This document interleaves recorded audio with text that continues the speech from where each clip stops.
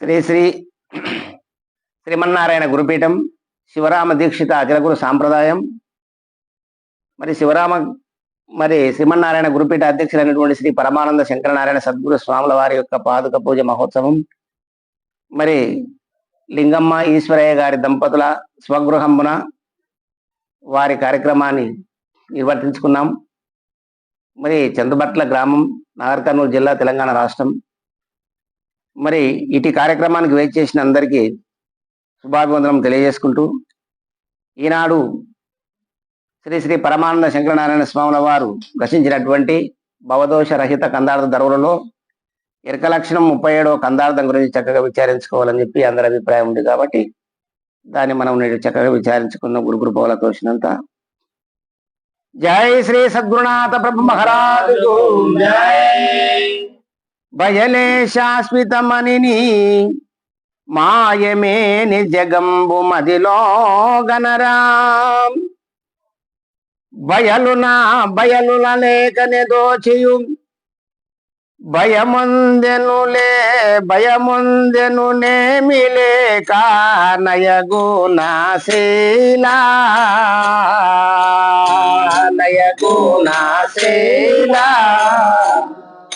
కల్పిత మనసు నమ్మో సుశీలా కల్పిత మనసు నమ్మో సుశీలా ఆ పంచముద్రలు బట్టి బాధాలుందగా నేలా పంచముద్రలు బట్టి బాధాలుందగా నేలా అష్టాంగ యోగముల కష్టాలు పడనేలా నయగుణశీలా కల్పిత మనతో నమ్మో సుశీలా కల్పిత మనతో నమ్మో సుశీలా కల్పిత మనతో నమ్మో సుశీలా.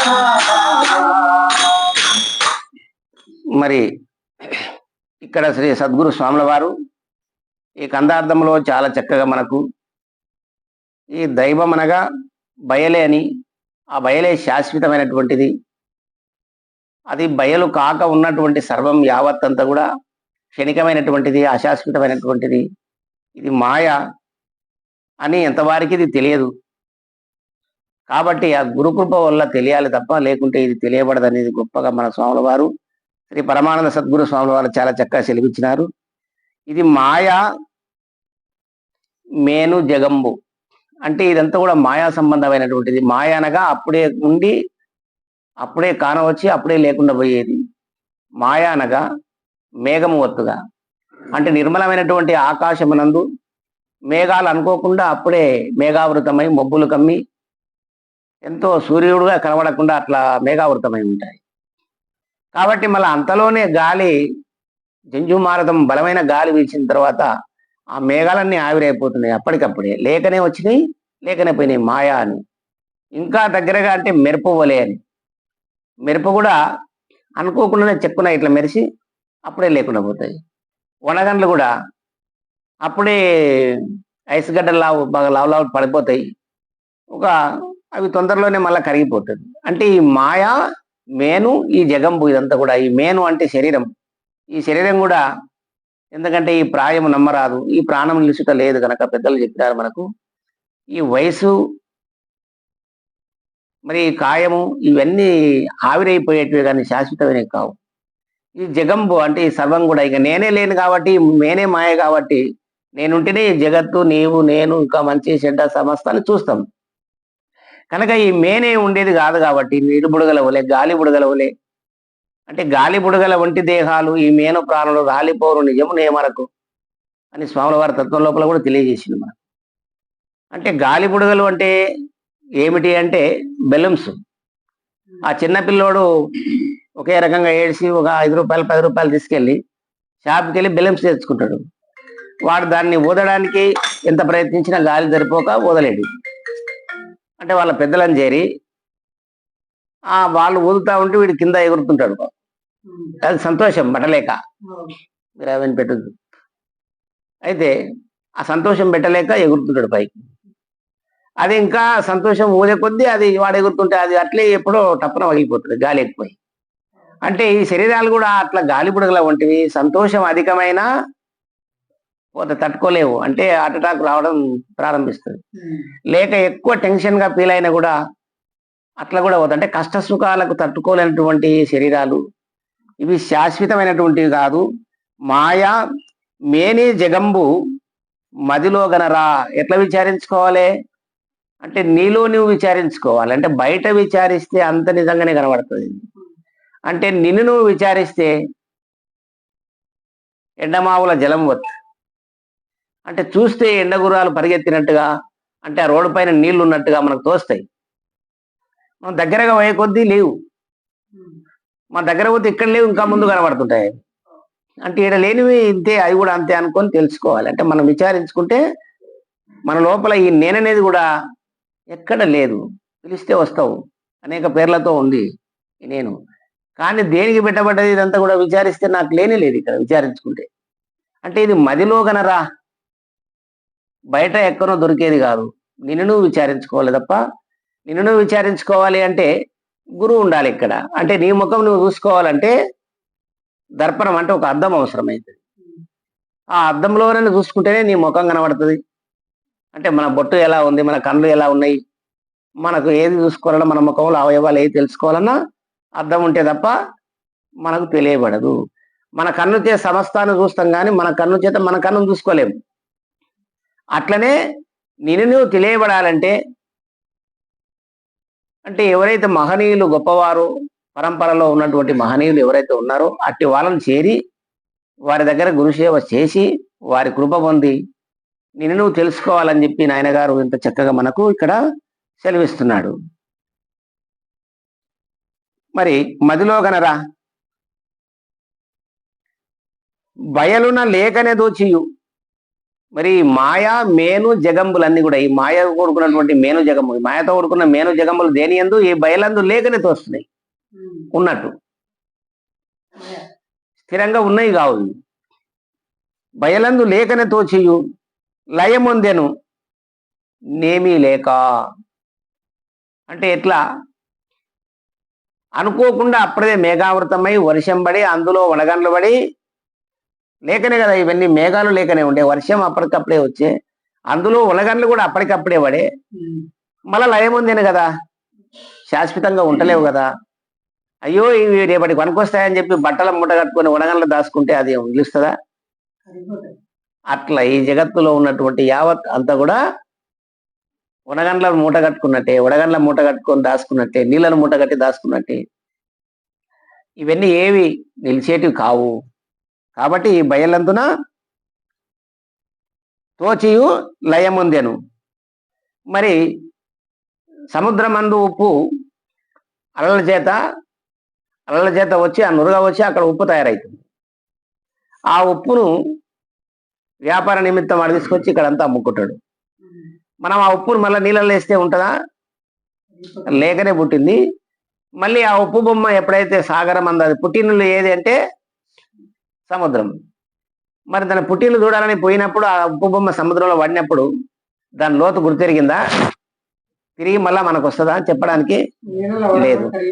అందులో ఎప్పుడైతే పడిందో అట్లే లయం అయిపోతుంది.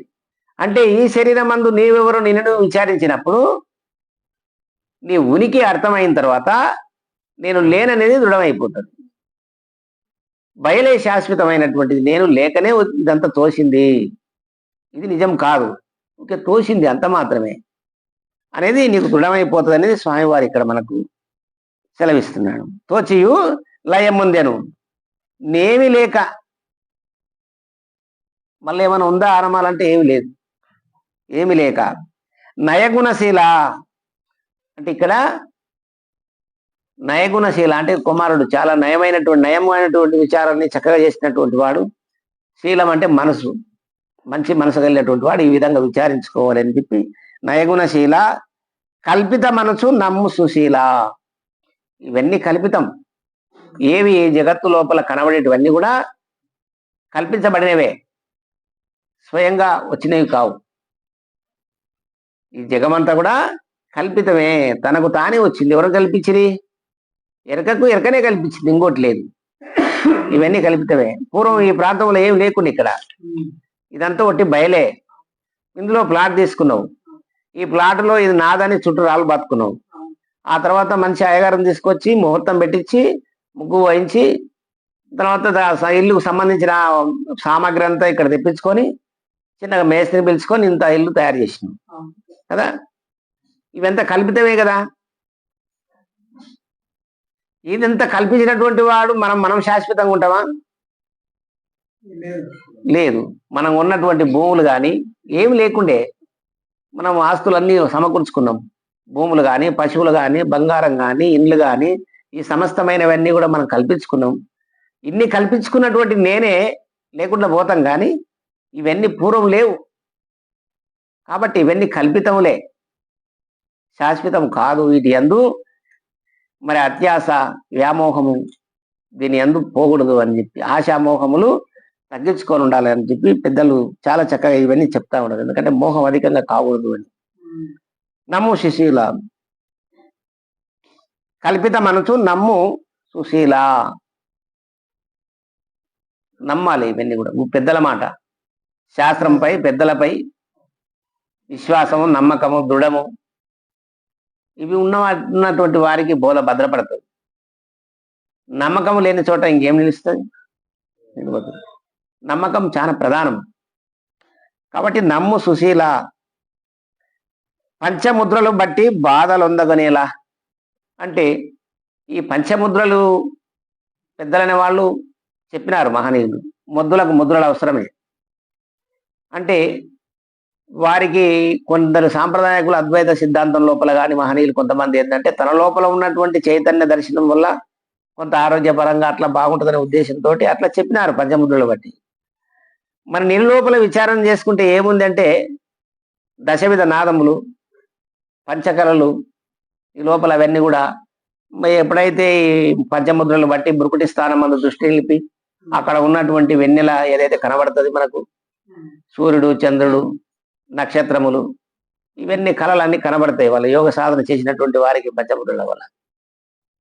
అయితే ఈ మేనుతో నేను ఉన్నది కాబట్టి అయితే ఇవి నిలిచేది కాదు. అంటే శరీరంతో పాటు పోయేది, ఇది శాశ్వతమైనది కాదు. అంటే శరీరంతో కూడుకున్న ఆత్మను తెలుసుకుంటావు, కానీ అంతవరకు దాన్ని వదిలేసేయాలి. దాన్ని తెలుసుకున్న ఎప్పుడైతే తెలుసుకున్నావో ఇది నిజం కాదని పెద్దలు తెలియజేస్తున్నారు. ఇప్పుడు ఈ బాధలు ఉందగనేలా పంచముద్రలు బట్టి బాధలుందగనేలా, అష్టాంగ యోగముల కష్టాలు వడనేలా. అంటే కాల పరిమితిని బట్టి మహనీయులు యుగ ధర్మాలను బట్టి ఆనాడు మంత్రయుగం ఉన్నదన్నాడు. ఇప్పుడు యంత్రయుగం వచ్చింది. ఆ మంత్రయుగంలో ఏంటంటే ఒక్క మహాత్ముడు ఆయన కష్టపడి అడవుల్లోకి వెళ్ళి ఈ పంచముద్రలు బట్టి తన లోపల ఉన్నటువంటి మన అగ్నిని రగిలించి, జ్ఞానాగ్ని రగిలించి తర్వాత అష్టాంగ యోగముల చేత సిద్ధులు పొంది ఆ సంపాదించుకొని యోగ దృష్టిని, పరకాయ పద్ధతులను, మరి జలస్తంభన విద్య, అగ్నిస్తంభన విద్యలు ఇవన్నీ బాగా నేర్చుకొని ఈ సృష్టి ధర్మానికి కొంత ఉపయోగపడినారు వాళ్ళు. అంటే అతను ఒక్కరిని తెలుసుకొని వీళ్ళందరూ కూడా సమస్త జనులంతా అతని దగ్గర పోయి తెలుసుకోవాలి. ఇప్పుడు యంత్రయుగం వచ్చింది కాబట్టి ఒక్కడు గమనించినటువంటి యొక్క వస్తువు విశ్వవ్యాప్తం అయిపోతుంది. అంటే ఈ కరెంటు బల్బు ఒక్క మహనీయుడు గమనించిండు, దాన్ని విశ్వవ్యాప్తం అయిపోయింది. ఆ వెలుతురు ఇప్పుడు ఎక్కడైనా మనం అందరం వాడుకుంటున్నాం. ఆనాడు గమనిస్తే ఒక్కని వరకే ఉండే యంత్రయుగం లోపల, మంత్రయుగం లోపల.